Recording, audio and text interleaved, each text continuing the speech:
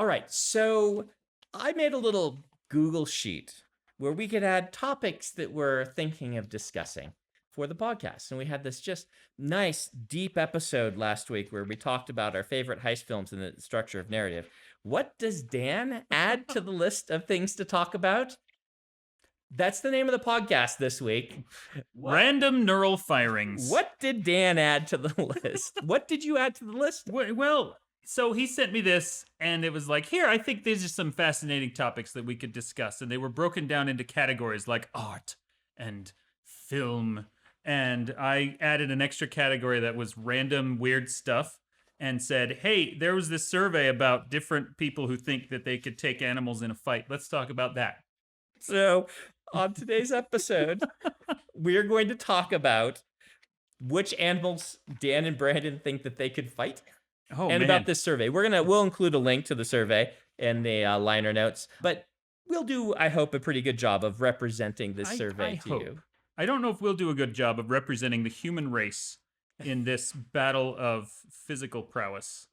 So there's like 3 charts on this page. First of all is which animals do you think could beat other animals or whatever, and it ends up being like a list of toughest animals. Yeah, toughest animals in order as perceived by humans. Yep, starting with elephant at the top and goose at the bottom. Elephant with a 74% and goose at a 14%.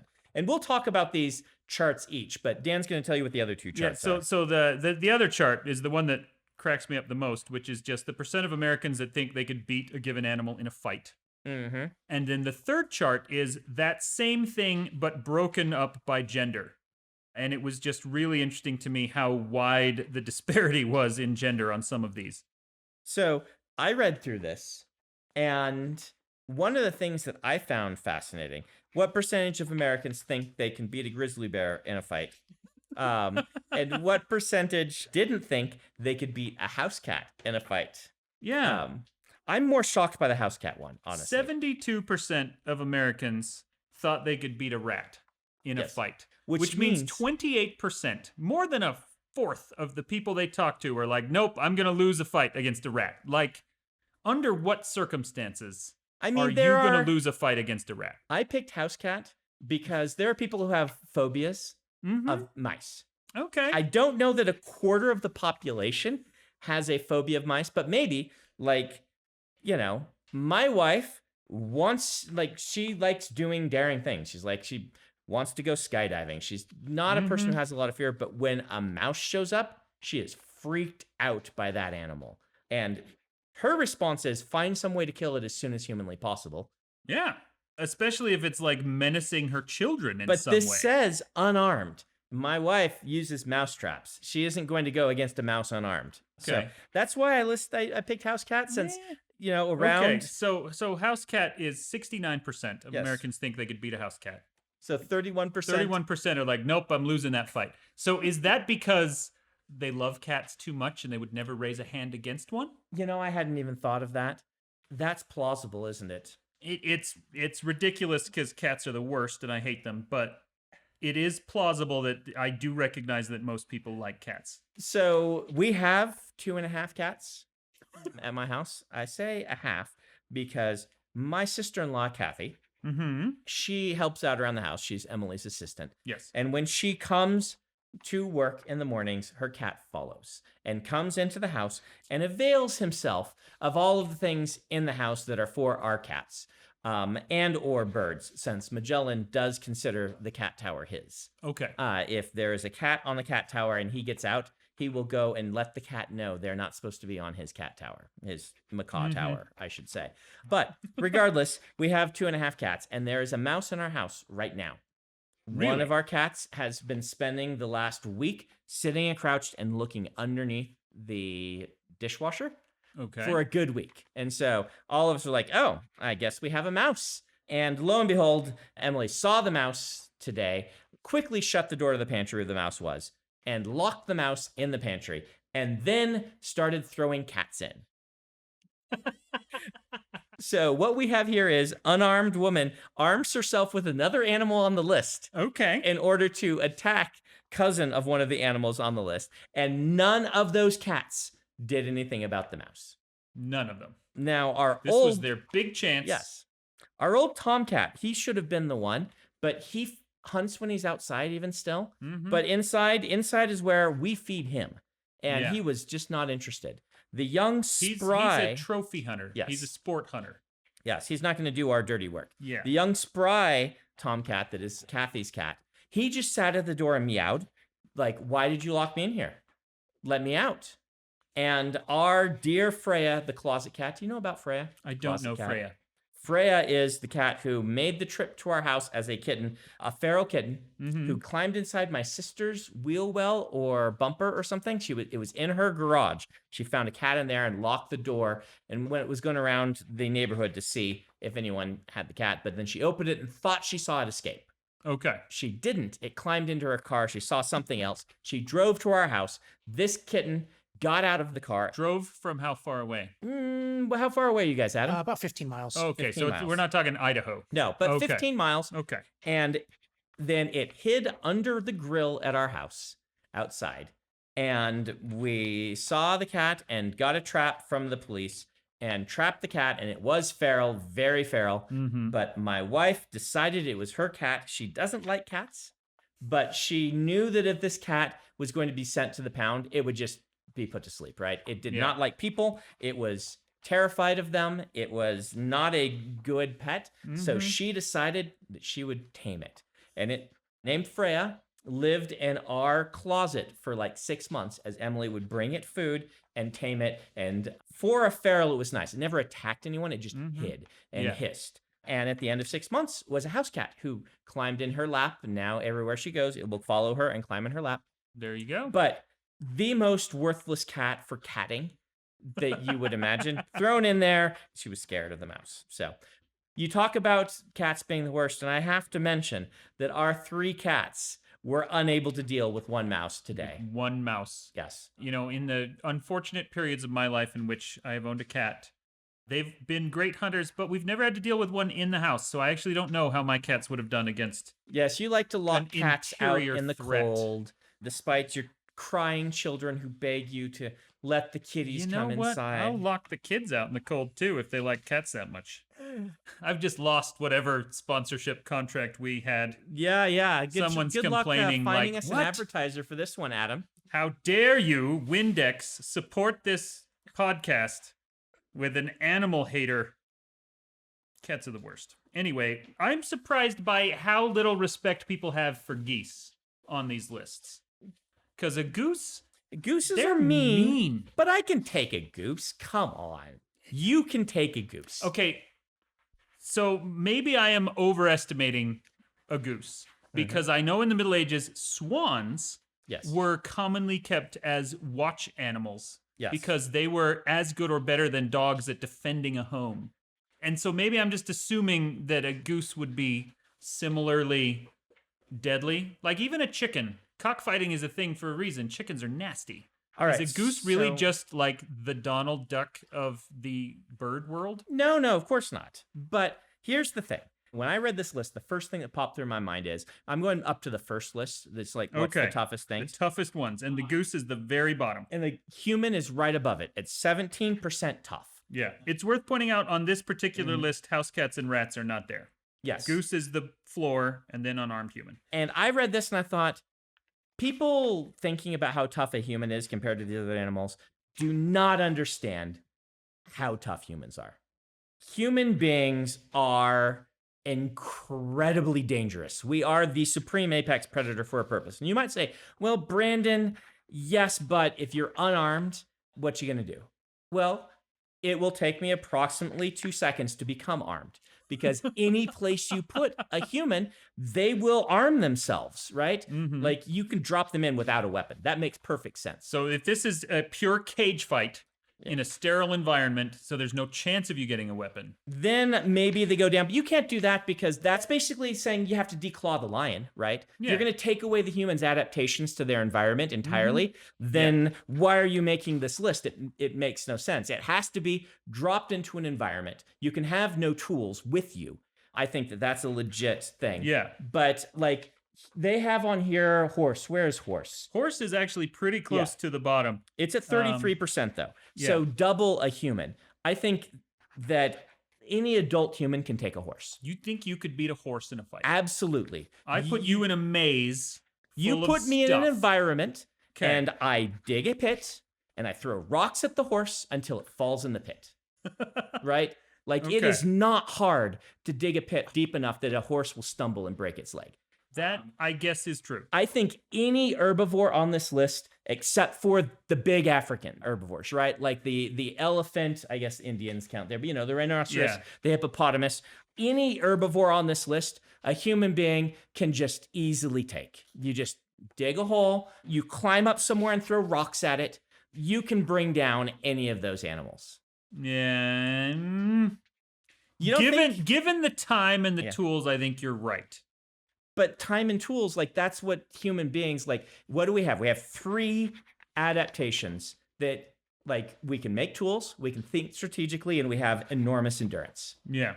If you're saying the human being can't use its enormous endurance, then okay, we'll make the alligator, we'll drop it from the air. You're going to have to fight him in midair. You're going to take the alligator out of its environment and not let it use any of its adaptations. Okay, in that case. I love how then- you were trying to make this more ridiculous and just made it awesome. Yeah. So I think you have to let the humans use their strengths, which is if I'm Okay. going to beat any of these animals, it's not going to be like So this is not a one-on-one fisticuffs. it totally can be, but I'm going to run from the fisticuffs and then beat it in another way. Okay. Now there are animals on this list that I legitimately think like the average human just has no chance because they're aggressive, right? Mhm. If the animal's coming after you and not letting you use your adaptations, then you're just a goner. And that's why I wouldn't rank the human above the elephant, the rhinoceros, the grizzly bear, the lion, the hippopotamus, or the polar bear, which is shockingly low on this list. The smaller cats, though, like a jaguar, I think most humans can beat. I bet almost. Maybe. Here's the thing Yeah. about a jaguar, though. If we're letting them use their natural skills Yes. and abilities, you're not going to see the jaguar until That's it's true. too late. Well, I don't know. You've seen that thing with the cougar. Did you see that? Which? Last year, there was a hiker in Utah that a cougar stalked and things. And there's a chance you won't see it until it's too close, but there's a decent chance. We're really good at spotting motion. We are really good at true. seeing that something's. And so this hiker saw the cougar. It had gotten between the cougar and her cubs, which was a bad move. Filmed the whole thing and scared the cougar off by throwing rocks at it at just kind of the right moment and things Yeah. like that. Right? Like the smaller the cat gets, like cheetahs, I believe there are no documented deaths by humans from cheetahs I think that's probably true. because cheetahs get small enough. That's like the dividing line where a cheetah is just too scared of a human. All of these cats, the big cats included, they are bursts of energy predators, right? They need to overwhelm and kill something very quickly, and they are very opportunistic. They don't go for something that can fight and hurt them back because they're too fragile. I think a lion is still going to take a human. I think a tiger is still going to take a human. But when you get to those mid-sized cats, the step between cheetah and tiger, I don't know. I think a lot of humans are going to be able to throw rocks at that thing until it just does not want to fight anymore. And then, set a trap for it, crush it with a rock. I do want to propose a new title for the podcast, Yes. which is I Could Totally Take a Horse. Signed. Signed, Brandon Sanderson. You said that. I have not said that. I did not say that I could take a horse. You're the one who said you you could just beat said a that. horse in a fight. I said I could beat a horse in a fight. Okay. So here's the thing about tigers. In India, in Mm-hmm. the jungles of India, there are, the people who are working there out in the jungles and harvesting or whatever it is Yes. they're doing. And they kept getting attacked by tigers. And I read this a couple years ago that they basically just made human masks and wore them backwards. Yes, I read about So that then as well. the tigers could never sneak up behind them because they're like, this thing has two faces. Yep. And so I think that, yes, we have to admit that even the predators are fairly easy to trick or intimidate. But when it comes to actually beating it in a fight, I don't know if I think you're right. I think tigers, lions. Well, here's I don't the know. thing. The other thing is studying predator behavior. Their hunger level determines, like, there's a calculation going on in that animal's brain determining they know anything they attack could potentially kill them. Because in the wild, anything you go after, there's a chance it's going to kill you. There's a reason why they say, don't feed live rats to your boa constrictor, right? Even small ones, because animals are adapted to survive, and your rat is not going to do well against your boa most of the time, but there's a decent chance it gets a bite off and it infects that boa, and that boa dies from it. I had a friend in high school who had 2 snakes in a little terrarium and 2 little brand new kitties. And then one day she came home from school and the terrarium lid was off and they couldn't find the snakes anywhere and feared the worst. And they found one snake sleeping happily with a kitty-sized lump inside of it. And they found one kitty just kind of licking the blood off of its paws next to a dead snake. Yeah. And so these predators all have this calculation going on in their brain, and their hunger level will determine what they try to attack. And you hear this a lot with birds of prey. It carried off a child. Well, no, but attacking a goat. An eagle does not want to attack a goat. Goat is big enough and dangerous enough that an eagle is very rarely going to want to attack a goat. But if that eagle is starving and that eagle needs to feed its offspring and the goat is the only thing around, then the eagle's going to try to kill the goat. And it's the same thing with the big cats. They are opportunistic killers. They don't want to attack something unless they can sneak up on it. But if they're hungry and their cubs need food and you are the thing that's there, they will eventually go for you. But a horse won't. Yeah. Right? Horses do eat some protein occasionally, and kind of, if you want to be horrified, look up horse eats chicken or chick. But that horse is never going to get to the point where it attacks you. Now, I think the one exception to this, because in general, I think you're right.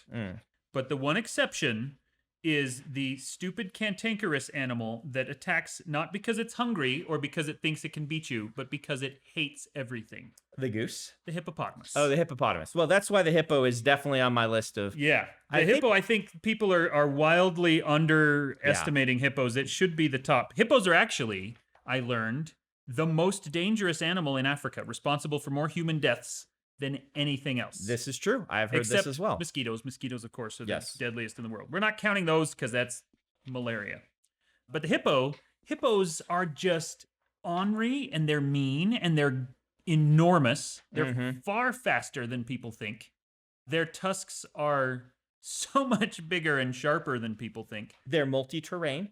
That's they're amphibious attack vehicles. They might be the only true multi-terrain animal on this list that can do well on both, right? Because an alligator, you get an alligator out of the water, and an alligator is not so dangerous anymore. I would say polar bear. Polar bear. Oh, yeah, polar bear also. Good and point. Polar bear is another one that people are it's criminally underestimating. low. I would have put polar bear above elephant on this list, most likely. Though, I am more likely able to kill an elephant on my own than a polar bear. Yeah, because again, the elephant is an herbivore. The elephant, you can just kind of play it cool with it while you build a nice trap, and then you can scare the elephant into the trap. It's going to have to be one monster of a trap. I would rate it as I lose that fight, but I think it's conceivable that I beat the elephant. I don't know. The elephant, the thing it has going for it, in addition, of course, to size and strength and tusks and all that, elephants are incredibly smart. Yes. They are arguably the smartest animal on this list, including the they're gorilla. Not smarter than the great apes. Well, a gorilla, I think they beat a gorilla, but a chimp, I'll give you chimp over elephant, maybe. Ooh, we could talk about animal intelligence. Animal intelligence is kind of interesting to me because there's the kind of the pop, which we're doing right now. Which animal is smarter? Yeah. Which, when I've read things by biologists, I was going to say animal scientists. I'm like, yeah, that's... By an animal scientist. Biologists, and particularly behaviorists, they talk about intelligence they talk about it in a different way. In that all animals in some ways are equally intelligent to a lot of these people because they are built to survive in their environment. And a snake is as intelligent as it's being a snake. Like, what does intelligence mean? No animals can do math, right? No animals There have been some dolphin experiments where they're doing rudimentary math, but I don't know how real that is. The thing is, like, there is an argument for certain things. And I like thinking about it. Like, what do we mean by animal intelligence? Like, we talk about the mirror test, right? Can an animal recognize itself in a mirror? And for a while, behaviorists would use that as a sign of, is this animal intelligent? But of course, most animals are not using vision as their main sense, or at least they're not using it as much as humans do. Yeah. And a cat not recognizing itself in the mirror means nothing, because cats recognize other cats by smelling their butts. Yeah. And if you can't smell that other cat, then you're not going to know that that cat is you. And so we find ways to try to prove that animals are intelligent by using metrics by which humans prove intelligence, which is sometimes... Which is definitely problematic. And I think there's a lot of interesting metaphor here, depending on how far out we want to spin it. Yes. Like, you are as smart as you need to be for your own environment. You know, and that said, I've seen some really smart cows and I've seen some really dumb cows. That's true. As we mentioned earlier, I own a macaw. And what a macaw can do is pretty shocking, right? I have a person who has, cats which are fairly intelligent. Like, the fact that my macaw, learning to speak is pretty cool, right? And learning to know what words mean, but a dog can do that, right? A dog can't talk back, but most mammals and avians can learn what a word means and things like that. But the fact that he can solve complex puzzles to get food is pretty cool. Like watching him undo screws and undo locks and figure out how a lock works, and then remembering it and bringing him the same lock next time so that he can then unlock that. That's pretty cool. People talk about how smart birds are, and I love parrots. I've always had parrots. I do not see parrots as an owner being smarter than a dog. I think dogs are really intelligent, the things that dogs can pull off. But is it intelligence, or is it just trainability? Or is it like, why are dogs more trainable? Might be because they actually care what we think, right? Yeah, well, and that's what I think a lot of it comes down to, comparing house pets to each other. Yeah. A bird they're incredibly smart when it comes to little fiddly things like that, locks and screws and things. And I think that's mostly because that's how they get food. Like, that's just a skill set they have rather than a general sign of intelligence. What a bird maybe can't do, but certainly doesn't care about doing, is figure out what you want and respond to it. They can actually, not as well as dogs. Yeah. Birds, so the closest animal to having a parrot is a puppy, because birds are social flock animals. And turns out parallel evolution causes certain things to be very similar. When you're a pack animal like a parrot is, they have to pay attention to what the rest of the pack wants. The problem is parrots don't read human facial expressions as well as dogs do, and humans' tones. It's particularly tones. When you're angry at a dog, it knows that you're angry the way you're speaking. When you're angry at a bird, if you speak loudly, the bird's like, ooh, we're squawking now. I like squawking time. And so if you can make the bird understand, birds actually will respond to human emotion. Because, again, will a bird anticipate things that you need or want the way a dog will? Like a dog will. That's the thing about dogs. You add on top of that thousands of years of side-by-side evolution. Basically, you're talking about domestication. Domestication, but that word gets thrown around, and I don't really like how people talk about it. This is a pet peeve of mine, right? If you were to find an animal that was already adapted to living with humans just by its natural environment, that animal is not domesticated, but would make a better pet than a domesticated animal. So when people are like, you don't want that pet because it's not domesticated. Domestication is simply the process of making an animal, through our purposeful breeding, more advantageous to human beings. And so an animal that, if you can just imagine this, if you had a magical scale of 1 to 100, how good this animal is to a human. If you took an animal that was 1% and you made it a 2% through breeding, that animal's been domesticated to an extent. Yeah. If you take an animal that's a 50% and don't change it, that animal has not been domesticated. But I want to hang out with the 50% animal, not the 2% animal, if that makes any sense. That does make sense, but I don't know if that's how it works. I don't either. I'm just kind of talking. But either way, dogs are like a 60% that are now a 98%. Now, have you heard about the domestication gene? Yeah, I have and the actually. whole Russian fox Yeah, the experiment. Russian fox deer is really cool. So they did this with generations and generations of Russian foxes, where they basically had a bunch of women who raised hundreds of foxes, Yep. and then they interbred the ones who were the nicest. And over several generations, just breeding nice foxes with other nice foxes, they started physically resembling dogs, Yeah. which is fascinating to me. Though they are both very closely related. Yeah, So I there mean, is and that. they already have that, and I think that's why that latent appearance was in there and unlockable. There's a really cool video on YouTube that I watched about this, and I don't know if Adam will be able to find it for the liner notes or not, but if he can, maybe he will, where one of the breeders in this program is showing kind of the difference between what their efforts have done. And what they do is they've got a pen, and they bring in a feral fox of the same breed, and that has not been touched. And they put it in, and then a human being comes in and sits in a circle in the center of the enclosure. And that feral fox just hides, right? It is terrified. It will not appear. And then they bring in one of their domesticated foxes. And they're like, all right, here's the domesticated fox. The human comes in, then they let the fox in, and this fox kind of walks around the human for a while, and then comes up and sniffs the human, and then lets the human pet the fox. It takes a few minutes. And they're like, see what we've done. Now here's a dog. And they open the door, and the dog goes, oh, human, and bounds over and jumps on the person, and is licking them, and is excited. And it's just kind of a nice little visualization of what thousands of years of doing this has done. There is no animal like a dog. Yeah. Like, hands down. And I have to, like, even seeing the ape stuff, I'm like, dogs are smarter by the way we term intelligence, meaning, like you're saying, being able to anticipate a human's needs, being able to be trained in the way that the service animal dogs, the things they can do are mind-blowing. Yeah, and absolutely. I consider that even cooler as a parrot lover than the fact that my parrot can say, use the force, and then hold up his hand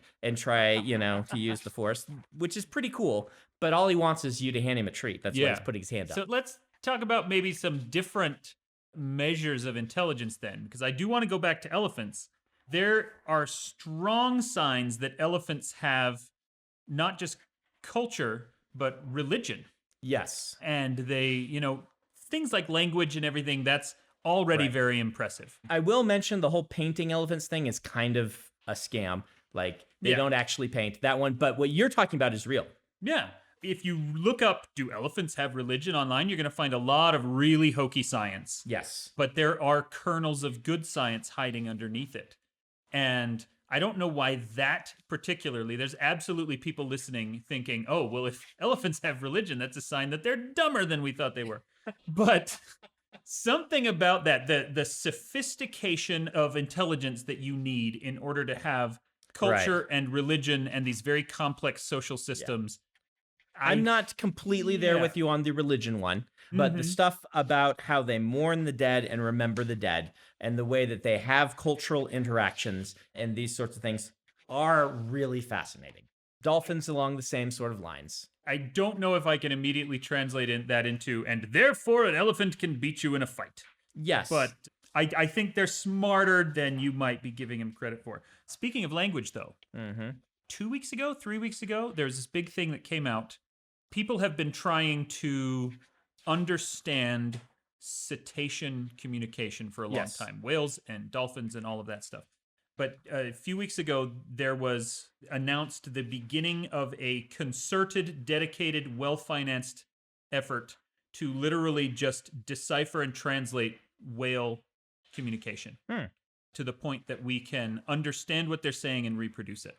And I was surprised that the article was focusing on sperm whales. Because you always hear orcas. I assumed it would have been an orca or a humpback, but sperm whales is where they decided to start, which I think is really interesting.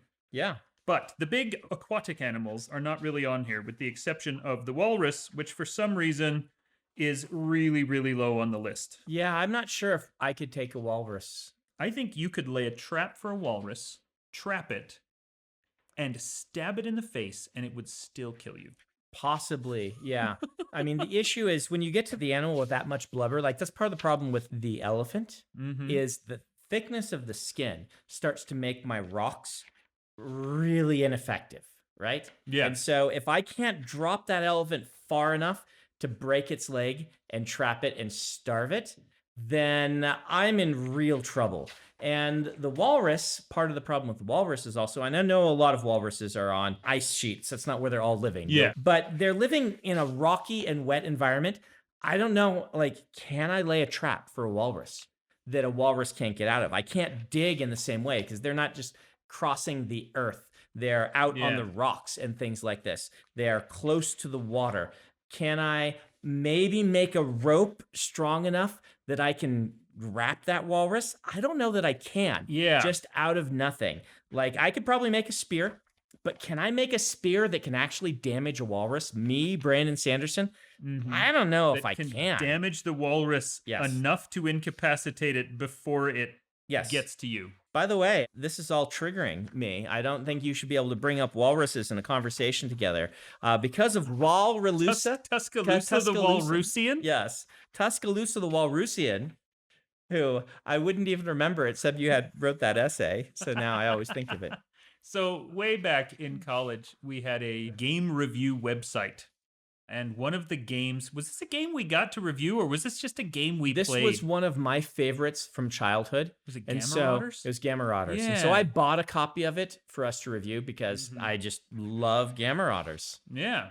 And it was this board game that was about like post-apocalyptic animal monsters trying to Yes. fight each other. Basically animal kaiju, right? Yeah. And I was Tuscaloosa the Walrusian. And this is where I learned early on in our relationship that you do not lie to Brandon, even if you're playing a board game. Because I promised an alliance so that we could take somebody out. And then I broke that alliance. And he wrote a very nice essay. It said it wasn't me. It was Tuscaloosa the Walrusian. Tuscaloosa the Walrusian who betrayed you. It was not me. So I frankly don't even know why you're bringing it up.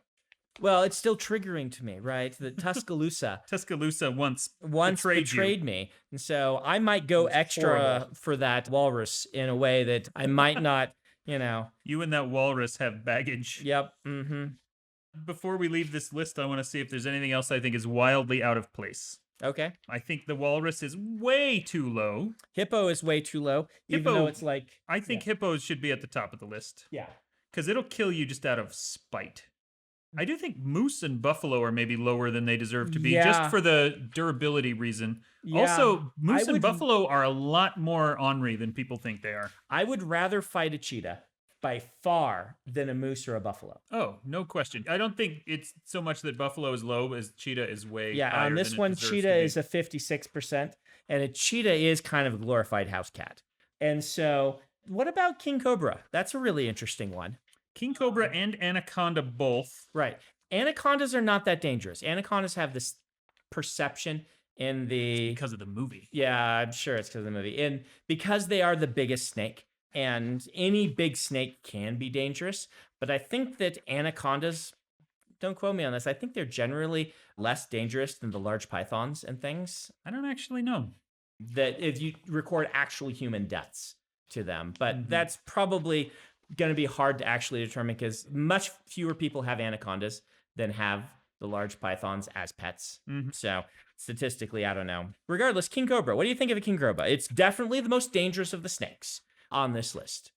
For some reason, given your parameters of give me time and a lever and a place to stand, I'm imagining all of these as one-on-one fights where the Klingons beam you and the animal down, Captain Kirk and Yes. Gorn style, Yep. and just say, okay, Who wins? Hunger Games. Yeah. And so I think in that context, I don't know about the Cobra. I think the cobra is one of the easiest to beat. Really? Yeah, because it takes very small rocks to get a cobra, right? A stick.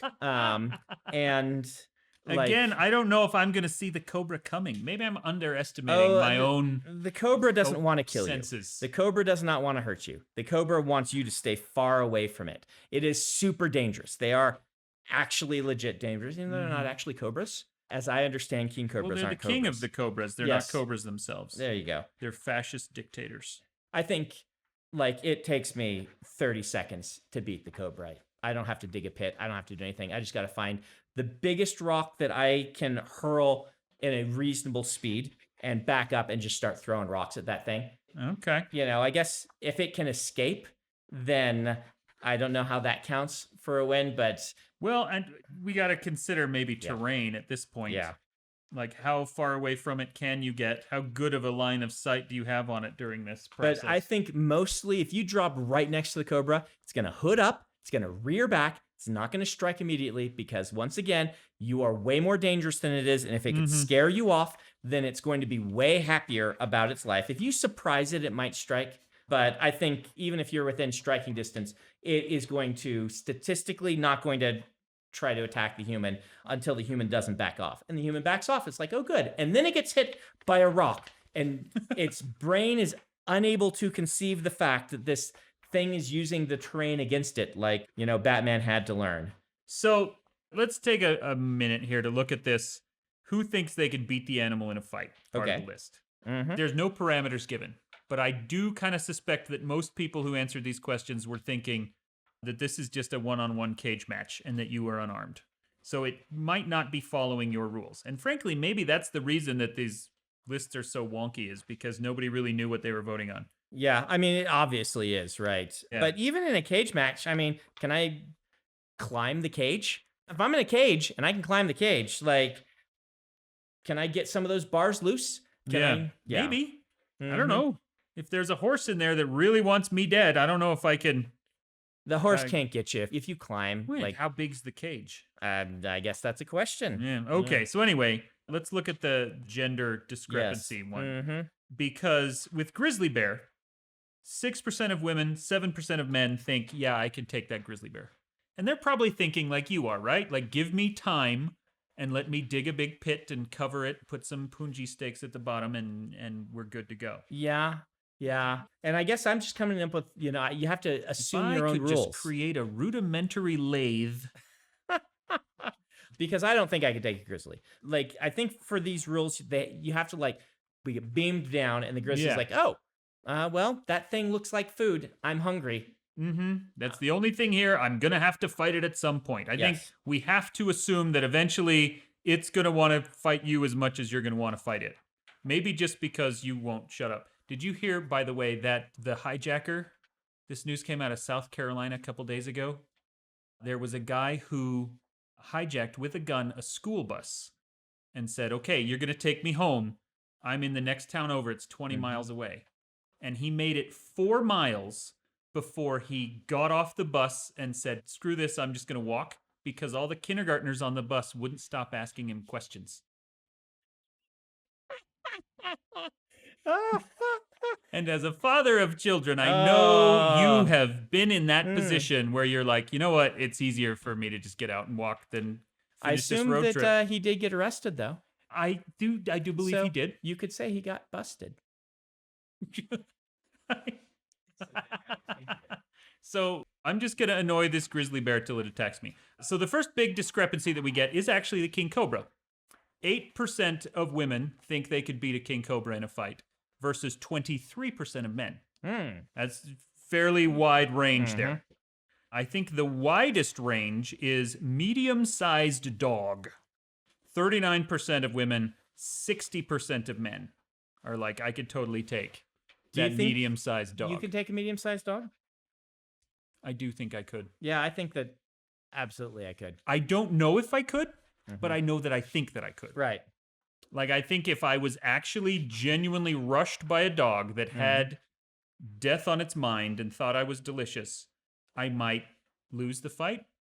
I think I would be horribly injured. Yeah. But I would come out ahead. I think most adult humans would be able to.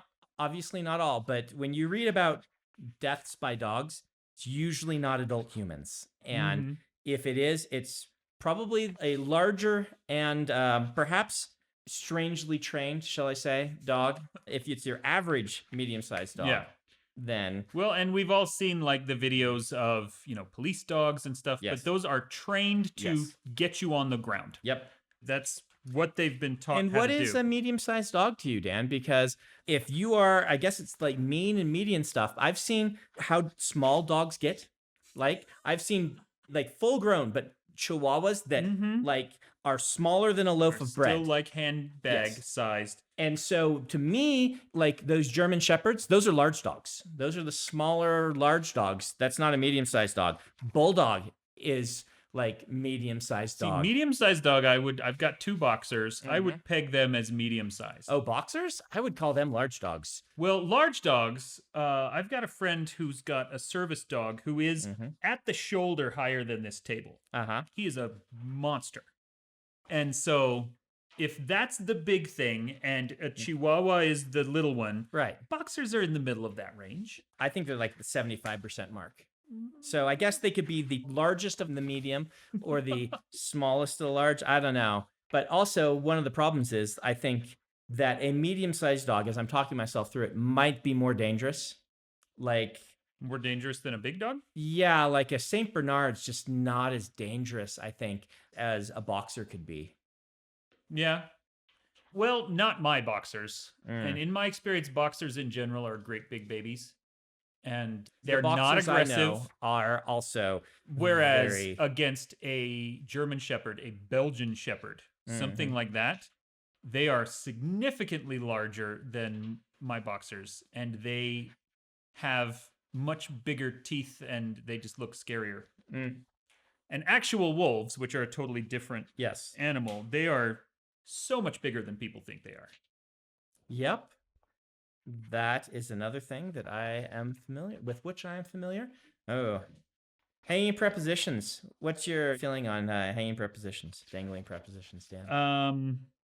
I think that, what's the quote? This is the kind of pedantic nonsense up with which I will not put. I have read that. Yeah. I kind of hate that my mind is trained. I fix dangling prepositions without even thinking about it. And I'm a linguistic descriptivist. I think that what is used and what is understood is what is correct. But my fingers will not let me leave a dangling preposition. Yeah, it's still hard. One of the worst ones for me is at. I cannot end a sentence with at. I actually, in one of my old jobs, back when I had jobs, our manager, that was one of his least favorite things, was if you say, "Where are you at?" or "Where is it at?" Drove him up the wall. So one time when he was out on a business trip, every single person in the office within the space of about 15 minutes called him to ask where he was at. And he got really mad at us. There's a sentence, though, since we're talking about prepositions, that Peter told me, which is... This is my editorial director, yes, Peter. This is your editor, Peter.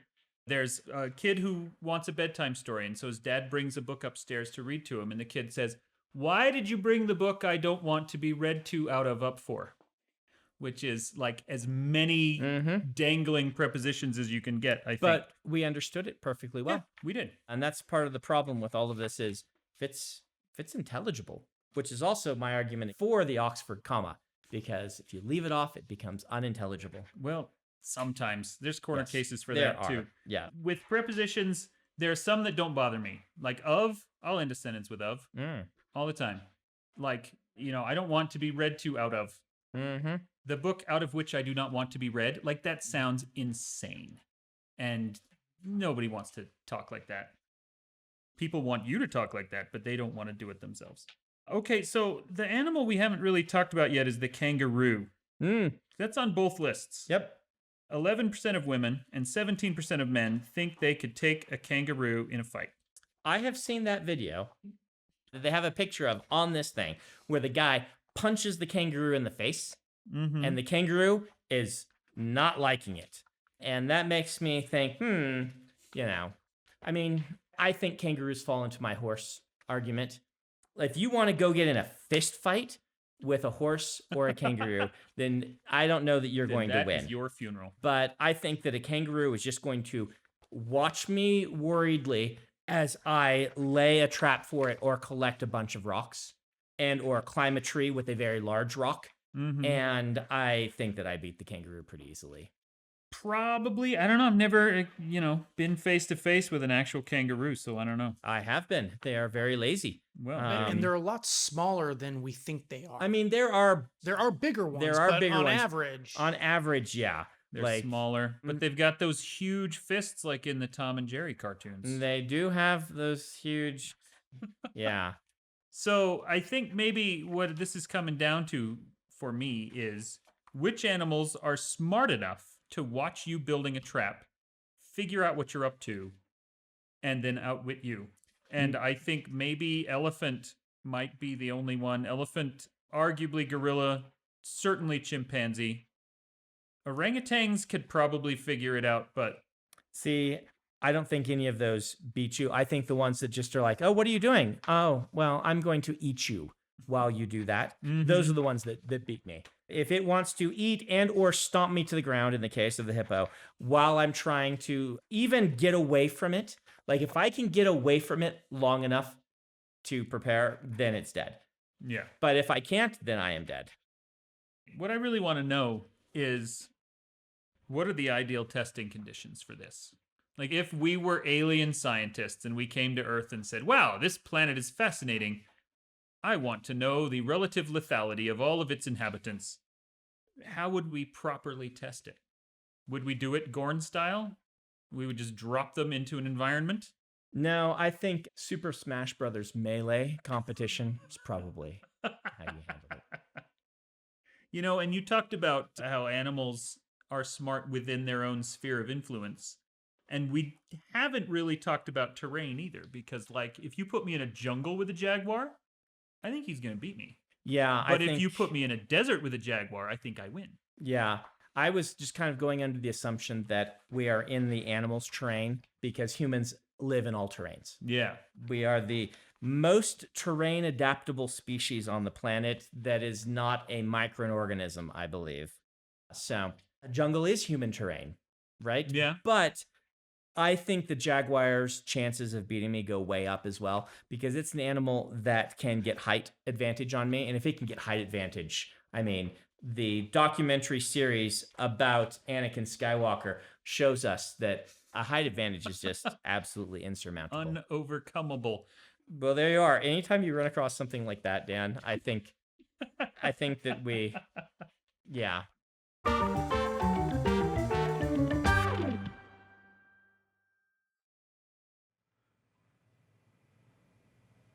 Thank you for listening to this episode of Intentionally Blank. You can join the discussion and vote for your favorite podcast title at r/Sanderson. Produced by Adam Horne, sound engineering and editing by Daniel Thompson.